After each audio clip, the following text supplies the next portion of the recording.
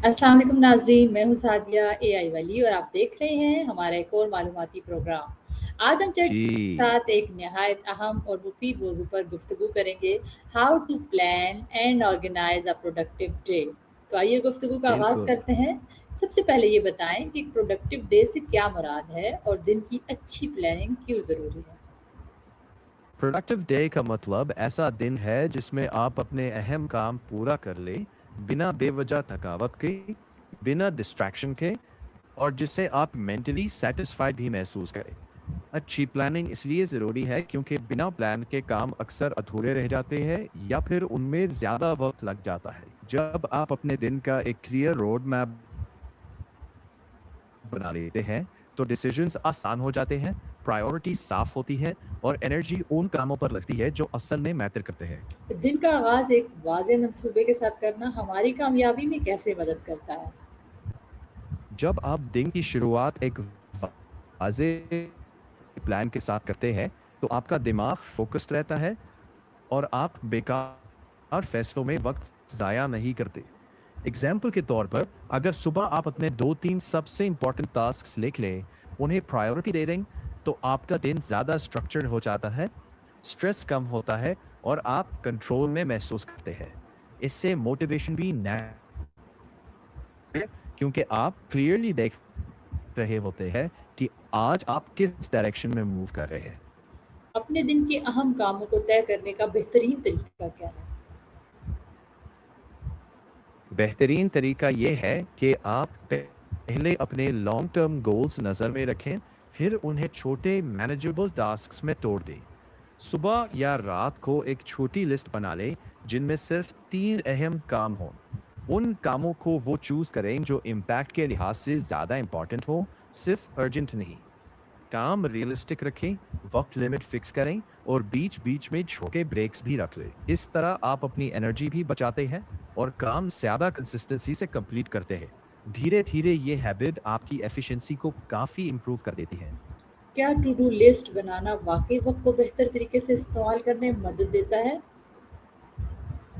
हाँ, बिल्कुल। To do list आपको ये क्लैरिटी देती है कि पहले क्या करना है और बाद में क्या करना है। इससे आपका ब्रेन बार-बार याद रखने की कोशिश से आज़ाद हो जाता है, जिससे आप ज़्यादा फ़ोकस और ज़्यादा इम्पोर्टेंट काम पर लगा सकते हैं। लेकिन अगर लिस्ट ज़्यादा लंबी हो जाए तो ओवरलोड फ़ील हो सकता है। इसलिए मस्ट डू टास्क्स लिमिट में रखना ज़्यादा बेहतर है, वरना लिस्ट सिर्फ देखकर स्ट्रेस भी बढ़ सकता है। बैलेंस रखना यहाँ सबसे ज़रूरी चीज़ है। वक्त की मनसूबाबंदी में कौन सी तकनीकें सबसे ज़्यादा मौसर हैं? टाइम ब्लॉकिंग का तरीका काफ़ी मौसर माना जाता है। इसमें आप अपने कैलेंडर में स्पेसिफिक टाइम ब्लॉक्स सिर्फ एक काम के लिए फिक्स कर देते हैं, जिससे डिस्ट्रैक्शंस कम हो जाती है और फोकस नेचुरली बड़े कामों को हो जाता है। छोटे हिस्सों में तक पोमोडोरो टेक्निक भी हेल्पफुल है, खास तौर पर छोटे टास्क्स के लिए। 25 मिनट का छोटे ब्रेक्स के साथ काम को मैनेजेबल रखना, ज़्यादा बड़े कामों को छोटे हिस्सों में बांट देना काम को लेस ओवरवेलमिंग बनाता है और प्रोग्रेस ज़्यादा विजिबल होती है। सिंपल स्टार्ट करें, अपने लिए प्रैक्टिकल एक्सपेरिमेंट करें, जो रूटीन मैच करे उसी को अडॉप्ट करें। धीरे धीरे यह टेक्निक्स आपकी प्रोडक्टिविटी को नेचुरल तरीके से बूस्ट कर देंगी। क्या वक्फे लेने लेना जो है वो काम की रफ्तार और मेयार को बेहतर बनाता है? हम्म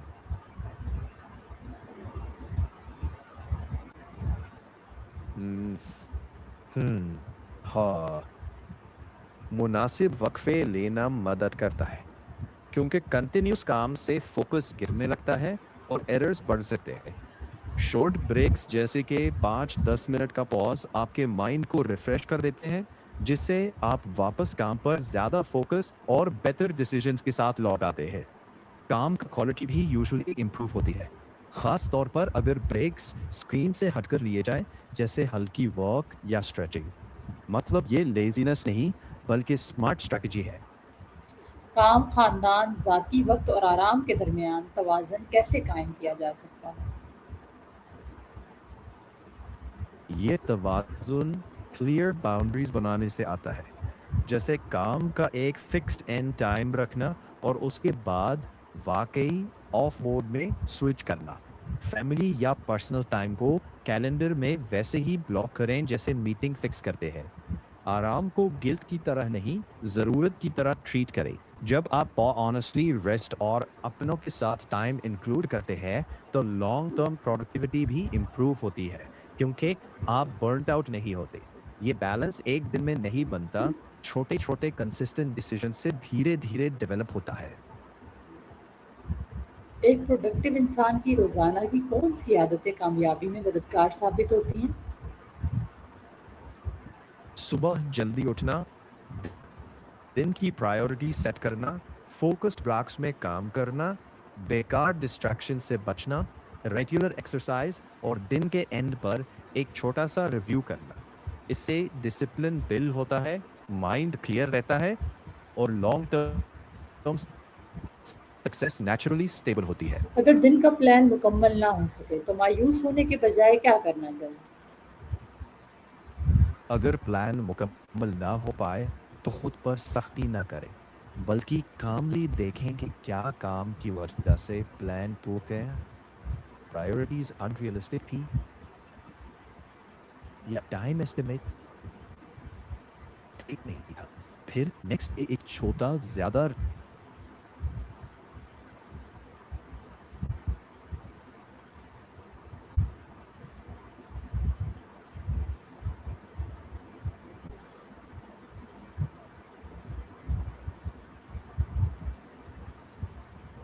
टेक्नोलॉजी और एआई टूल्स जो हैं, अब वो उसको प्लान करने में कैसे मदद देते हैं?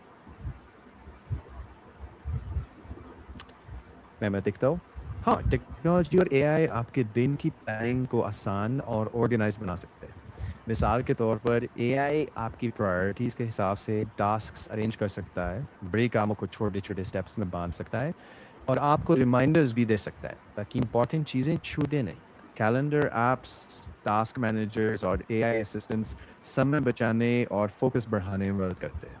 लेकिन याद रखें, एआई सिर्फ एक टूल है, वो डिसीजन मेकर नहीं है। उसे अपनी ज़रूरतों और प्रायोरिटीज़ के साथ रिस्पॉन्सिबली यूज़ करें ताकि कम वक्त में ज़्यादा आखिर बेहतर में हमारे नतीजे मिल सकें। नाज़रीन के लिए आपका क्या पैगाम है, ताकि वो अपने दिन को ज़्यादा मुनज़्ज़म और कामयाब बना सकें? मेरा पैगाम यही है कि छोटे-छोटे कंसिस्टेंट कदम उठाइए। पहले अपनी टॉप 3 प्रायोरिटीज़ लिखिए, बीच-बीच में ब्रेक्स लेना मत भूलिए और हर दिन के एंड पर एक छोटा-सा रिव्यू ज़रूर करें। डिजिटल टूल्स आपके मददगार बन सकते हैं, लेकिन असली कमान हमेशा आपके हाथ में होनी चाहिए। और अगर एक दिन गड़बड़ भी हो जाए, तो खुद पर सख्ती मत कीजिए। बस अगले दिन फिर से सरल, साफ इरादे के साथ शुरू कर दीजिए। धीरे-धीरे वही आदतें एक मजबूत और संतुलित दिनचर्या बना देती हैं। मेरे लिए आपका क्या पैगाम होगा? आपके लिए मेरा पैगाम ये है कि आप अपने दिन को सरल, मायने रखने वाले कदमों से शुरू करें। एकदम परफेक्शन के चक्कर में मत पड़ें।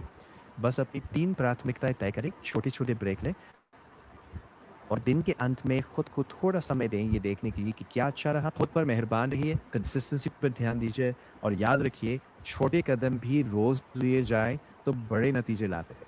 आप ये कर सकते हैं और हर दिन कुछ नया, कुछ बेहतर लेकर आता है। चैटजीपीटी आपका बहुत-बहुत शुक्रिया। आपने हमारे सवालात के निहायत मालूमाती और मुफ़ीद जवाब दिए। आपका भी शुक्रिया। आज की बातचीत अच्छी रही। अगली बार किसी नए विषय पर मिलते हैं। उम्मीद है कि हमारे तब तक नाज़रीन को अपना ख़्याल रखिए। उम्मीद है हमारे नाज़रीन को इस गुफ्तगू से अपने वक़्त को बेहतर तरीके से मुनज़्ज़म करने, मस्बत आदतें अपनाने और एक ज़्यादा ज़िंदगी गुज़ारने की जो कि प्रोडक्टिव होगी, उसकी तरग़ीब मिली होगी। मैं हूँ सादिया यही वाली। उम्मीद है। अगली मैं हूँ वीडियो में सादिया ए हमारी। अगली वीडियो में एक नए और अगली वीडियो दिलचस्प में मौज़ू आप मुझे बात करने देंगे? हाँ, ज़रूर, बोलिए। मैं हूँ सादिया एआई वाली। अगली वीडियो में एक नए और दिलचस्प मौज़ू के साथ फिर हाज़िर होंगे। तब तक अपना बहुत ख़्याल रखिएगा। अल्लाह हाफ़िज़। चैटजीपीटी, अल्लाह हाफ़िज़। आप जी, जब कोई बात कर रहा होता है, तो आप थोड़ा-सा इंतज़ार किया करें। समझ गया। अब से मैं आपकी बात पूरी होने का इंतज़ार किया करूँगा। बहुत खूब। अल्लाह हाफ़िज़ चैट जीपीटी इंशाल्लाह फिर मिलेंगे किसी नेक्स्ट अच्छे टॉपिक के साथ। इंशाल्लाह। अल्लाह हाफ़िज़।